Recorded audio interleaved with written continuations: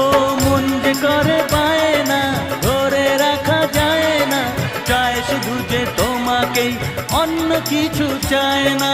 জানাই তোমাকে তা দুটি চোখের ভাষা, এই তো ভালোবাসা।